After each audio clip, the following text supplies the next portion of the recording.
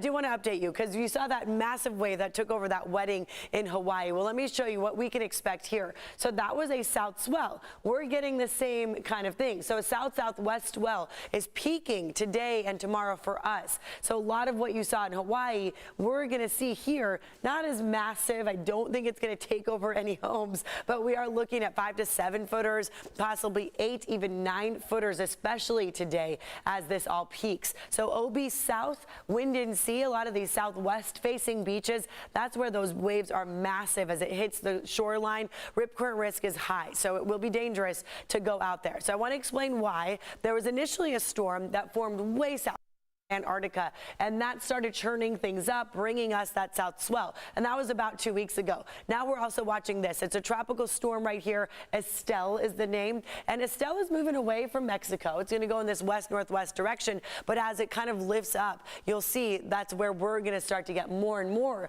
of these waves coming our way. It's just this ripple effect as the ocean does. And so right now, as we look at our current wave heights, our buoy here in San Diego just dropped down to 4 feet, 6 if you're further out in the ocean, and then up north you see the 6 and 7 footers. Santa Barbara, San Luis Obispo, we're all going to notice big waves across the Southern California coastline. And we also have that high pressure, so that's where the heat is coming from. We're certainly going to notice that today again, but I will say today we're not going to notice as much of the monsoonal moisture popping up in the mountains across Southern California, and it's thanks to this trough. So this right here is key to nudging this away, and it kind of does that. Not as much or as quickly as we'd like, not bringing rain for us here in San Diego, but what it will do is weaken this big ridge of high pressure. So by the end of this week, our temperatures won't be as hot, but obviously right now as that high is still in place, 112 in Phoenix, 108 in Vegas, San Diego's at 77 this afternoon, San Francisco, the winner though, the coolest spot on the map. Now for our afternoon highs here locally,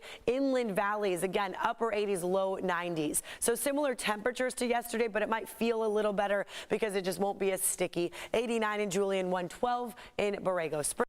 There's that 8-day, so you'll see that cool down, a little relief in sight. For the coastline, not really going to see big changes because the coast has stayed fairly comfortable in the mid-upper 70s. Inland areas, though, by the end of the week, we'll be dropping into the lower 90s and then the 80s finally in our forecast for Sunday, Monday. Look at Tuesday, a nice dip in those temperatures as troughing will bring us that much-needed relief. If you're tired of one the deserts, well, there's a little hope for a drop in those temperatures, but not until this coming weekend. Eric.